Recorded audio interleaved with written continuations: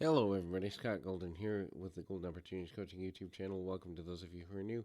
Welcome back to those of you seasoned veterans. What we do around here. Got over 1,400 audios available for your listening pleasure. This is Signs of Emotional Wounding. Emotional wounding is an emotional life event that has had a profound effect on you in one way or another, and ultimately has led you to feel like you can't or shouldn't be connected to a situation for much longer. It's also something that is often recurrent. What are some signs that you have emotional wounding? That's kind of what we're going to talk about in this audio. But if you are dealing with previous emotional wounds, then it can be super valuable to ultimately get some coaching or counseling or combination of both and kind of connect on a deeper level with that value in both the long and short term for your quality of life. You can reach out at PO Perception on Twitter, or you can reach out in the About Me section of this YouTube page and ultimately get things going in a positive direction. Anyway, so one is that you will potentially cry easier or have emotional instabilities easier. And getting to a place of some level of long-term value can be about learning to balance those emotions better. However, when you're not in a balanced place or you're struggling to be balanced, it can be a very common sign of just emotional instability and emotional imbalance can be super challenging and ultimately a lot of interesting things there.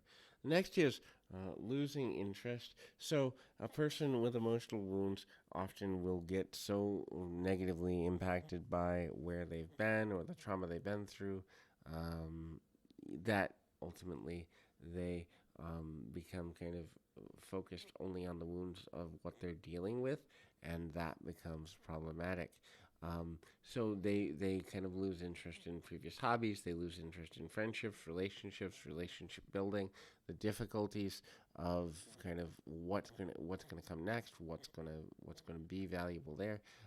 The next is kind of annoyances. So understanding how to deal with the level of um, um, small things that can set you off, smaller things that can lead you in a negative direction or in a negative space, can lead you to be overwhelmed, can lead you to struggle a bit, and not necessarily want to have to deal with the number of things you deal with emotionally, mentally, memories, or things that you believe should be going in a different way. It's extremely difficult for individuals to try to find a level of balance if they're constantly dealing with emotional wounds.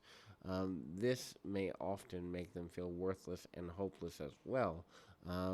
Their value, if they can't master their own mind or emotional mastery, can become negatively impacted. That is the belief that, hey, well, if I'm not past this within a month, or if I'm not past this within 6 months, or if I'm not past this within a year, I don't have a good value as a person, and not having the good value um, you know value there.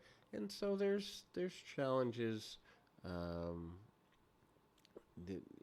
there's certainly some struggles there, and understanding how to master and magnify the right things while covering the weaknesses of the things that aren't where you want them to be. And then when you lose hope, when you feel like you're not making progress, I know I've had periods of my life where I'm currently living as an example of, I've been trying to manifest a move for at least well over a year now, and it hasn't come together in the way that I wanted it to, and it can become overwhelming and somewhat hope challenging in that regard. But in any event, we'll be back with more right after this.